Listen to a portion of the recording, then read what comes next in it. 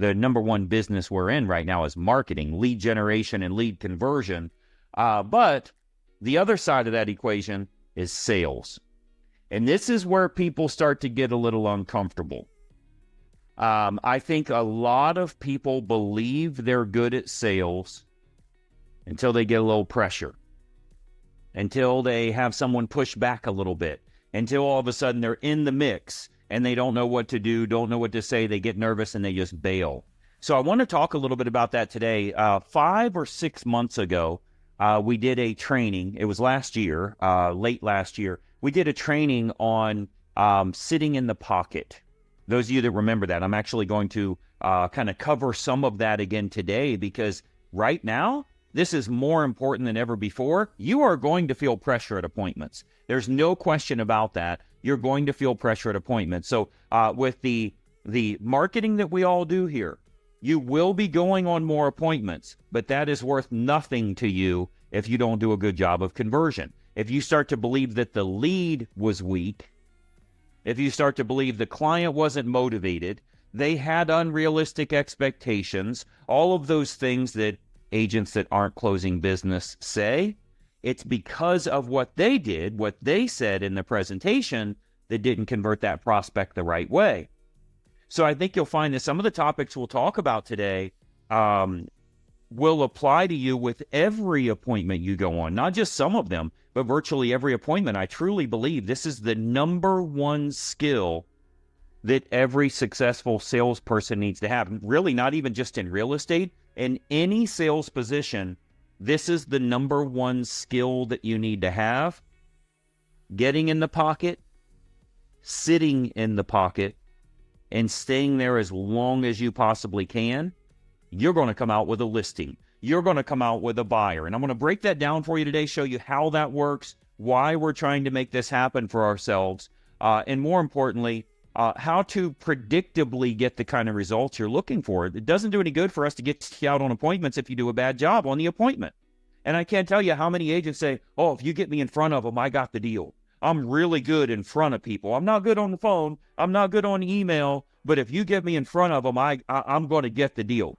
If I get you in front of them, it's 90% of the way done anyway.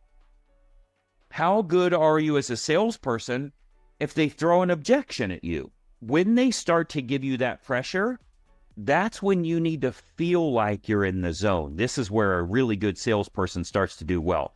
The analogy that I always use, many of you know I own a whole bunch of racehorses. I have standardbreds, trotters, and pacers. We don't have the thoroughbreds that have the broken legs and all that stuff. We literally have none of that. We have trotters and pacers. We're in the cart behind them.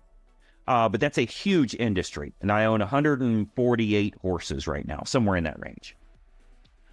And one of the most important things you guys have seen before, if you've seen people run track in high school or in college, the further you are on the outside, they actually move you closer, because the further you're on the outside, the longer you have to go. Of course, it's a bigger circle around the racetrack. So you want to get down to the inside as quickly as you can, but it's really good to be drafting off of someone. The lead horse has the best opportunity in the world, but the next best opportunity is the person that's sitting second. They call that sitting in the pocket. They also call it the garden spot, because that's where everything grows. If you're sitting in the garden spot, this is where things happen for you. The chances of that horse winning depends on how long that driver, we call them drivers in our business, how long they sit in the pocket. If they come out too early, it's going to hurt them. If they get nervous and they think they need to be on the front, it's going to hurt them. The longer you can sit in the pocket, the more comfortable you're going to feel sitting in the pocket, the better the chances are of you winning. Now, your confidence level comes down. You don't even pay attention to your horse. You need to pay attention to the horse in front of. How confident am I that he can carry me to the finish line? Because we don't want him to stop directly in front of us. Well, when you're sitting in a listing presentation, as long as you feel like that prospect sitting in front of you has the opportunity to carry you to the finish line, you need to sit in that pocket and have all of that pressure as much as you possibly can. Refrain from making any sudden movements. Because when you say, oh, I don't know, oh, they seem high maintenance, oh, they don't want to pay 6%, oh, they're unrealistic on their price, and you try to vacate the pocket, you are going to lose. You will lose every single time if you do that. So when those things come up, when we go to a listing appointment, a really good salesperson, they want to get in the pocket as quickly as they can, which means bring on the pressure. Give me the tough questions. Tell me I'm a good agent. Give me the tough questions you have for me. Tell me you want $7 million for your home. Tell me you would never pay over 4%. Please get me in the pocket as quickly as you can, because this is where I can make a difference. I'm not going to make a difference showing you my company's flip chart. I'm not going to show you, make a difference here showing you that we're syndicated to 375 websites and we have over 1 million hits a month. That's not where money is made. Money is made sitting in the pocket. Get me in there as quickly as you can. Bring on the hard questions. I'm ready for you. And the longer you will sit there and give a logical explanation, and I understand your concerns that you don't want to pay a buyer broker fee. As a matter of fact, if you've seen the NAR lawsuits here, of course, it only makes sense for you to save money. You have to be willing to talk about that. You can't get combative. Oh, that's not going to work for you. Nobody's going to show your home. You've already lost the deal. You vacated the pocket and you started going against them. You're racing against them instead of drafting with them. So when these things come up, you have to sit there as long as you can. Do not get nervous. If you called a FSBO today, well, I'll let you come out, but I'm telling you right now, I'm only paying you 1%. How much do you charge? Are you nervous? Are you vacating? Or are you cool? Are you just going to be an advisor for once? Instead of, I tried to go out there to take the order and they didn't readily give me the order, so I left. They were going to make me work for it. Well, you should work for it. So one of the key factors to your success is going to be you getting comfortable, sitting in the pocket, being okay. And again, we're never putting pressure on them. I don't believe in high pressure sales, but I want them to put pressure on me. I'm so comfortable with that because that means I'm conquering objections. I'm educating the consumer. I'm doing what a professional real estate advisor is supposed to do and taking what they believe to be true, like they read a headline from CNN, and then showing them what the real truth is. Because, by the way, I understand you don't want to pay a buyer's agent. Let me tell you, new builds, they really don't even like realtors. Not only that, they don't like paying commissions. But if they got a property they really want to sell or they're trying to sell it at a premium, you know what they do? They say, how much is everybody else paying those realtors? I'm going to give them a $5,000 bonus on top of that. That's how they sell them. And they're professional home sellers. They're professional home builders. That's what they do. And they know the best way to do that is to give an incentive. If you're a home buyer, if you buy our new home and you write a contract by the 30th of this month, we'll give you a $5,000 bonus. We'll give you a big screen TV. Those are called incentives. They don't take those things away. They add those things. Now, you have to know how to give that presentation in the pocket. Our training today is not about what should I say in this individual instance, what's the script that I should use. It's about you getting comfortable with number 2, right? Number 1 is, where do I sign? Number 2 is, I got some objections. You're screwed if it's number 3. We want to think about it. That means you didn't even get in the pocket. You didn't bring up the hard questions. You didn't get them to tell you why they're not willing to make a move right now so you can fix that. So those number 2 issues, which is we're ready, but we have some objections. I want to list with someone else. I don't want to pay that much. I want this much for my home. I don't want to pay a buyer's agent. We're not ready to move till October. All of those things that come up. We're not going to move because we're in a 3% mortgage. We don't want to pay 7% on our next property. All of those issues that come up, please get me in the pocket. Let me sit here as long as I can, totally comfortable. I'm more than happy to consult you for as long as it takes. I can slow down my speech a little bit so that you understand I'm in no hurry at all. I want you to understand exactly how this is going to help you as a homeowner. Do you guys feel the difference there? Compared to, I do charge a 6% fee, but understand I have to split that with my broker and we have a buyer's agent involved. And, by the time we figure our marketing and dude, he just asked you what you charge. Where are you going with this? Why are we off into Pluto trying to justify yourself?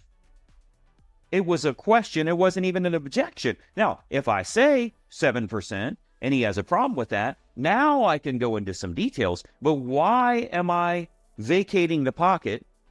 Why am I losing my own confidence and competence? Because I was asked a question. Why are you so nervous about this? I've listened to unbelievable numbers of recordings of agents that were doing great in their presentation. And as soon as there was a little bit of pressure, they were out of there. Just done, like checked out. Oh, I understand. Hey, no pressure from me if you guys want to think about it. I know some people might pressure you. I have no pressure. You can't wait to get out of that house. That does the client a disservice. It does their family a disservice. But it also does your family a disservice. I'm not worried about you. I'm worried about your family. I'm worried about the people you need to provide for. You're doing a bad job. So those people that, well, I don't want to pressure them. How the hell is that pressure? You're giving them a consultation. You're trying to help them with the objections they have. They're not going to think through their objections when you're not there. You owe it to them to give them the advice while they have a professional advisor in front of them. So I want you to really think through this here and how you handle this. And when you go out to an appointment, I want you to think of me. I want you to think, ooh, this is what I've been looking for. I didn't want the front. I didn't want the back. I didn't want the outside. I wanted to be in the pocket. And I'm there now. The two spots that you're going to feel pressure, you guys know what they are. Commission and price. How much do you charge and how much can you sell it for? Those are the two spots where you get nervous before you say your number. Because I'm telling you now, if they say, hey, this all sounds great, how much do you think you can sell my home for? If you start some crap, well, how much do you guys think you can get? Like you want them to show their cards first, and then we get into this weird stuff. Now they know we're negotiating. Or how much do you think you can sell the home for? Based on the recent comps, what I've seen here lately, I wish I could get you more. You're already failing. Dude, here's what you say. $750. Well, we want $800,000. Look, I work on commission. I want to sell it for $3 million. You're going to have to talk me down, but I have to have some empirical evidence. I'm damn good at sales. If anybody could sell this home for $800,000, it's me. The problem is, the next day we're going to have an appraiser come out here, and I need to go to bat for us. So do me a favor. All the empirical evidence I have in my bag here shows $750,000 as tops. But man, I want to get paid on $800,000. You want to get paid on $800,000? Show me the empirical evidence that you have so that when my marketing plan does sell it for that kind of price, that I can go to bat for us with the appraiser. What do you have? Now, I would soften that up a little bit, but you guys understand what we're talking about here is a confidence level. When I do, I don't know, the comps, the way it works, how about 775? What are you doing? In this market where a lot of homes are sitting for a while, depending on where you're at in the country, because we're starting to see that partition. If you live in Florida right now, homes are sitting. The last thing you want to do is have a home that, the comp shows 750. How much should you be priced at? Should you agree with them somewhere in the middle at 775? No, you better be at 740. Or you're not selling. You have to know how to handle that pressure. Hey, it's Greg Luther, and listen, if you don't follow this channel, there's a good chance you're never going to see me again. I consistently put out regular content, and it's extremely helpful for real estate agents to grow their business. I want to keep you up to date on what's working so that you're in the know and you can take action accordingly. So be sure that you like and comment here, but most importantly, make sure you follow, share, and subscribe to our channel so that you don't miss out on anything. I'm here to help you in growing your business, and I'd love to do so. Follow right now.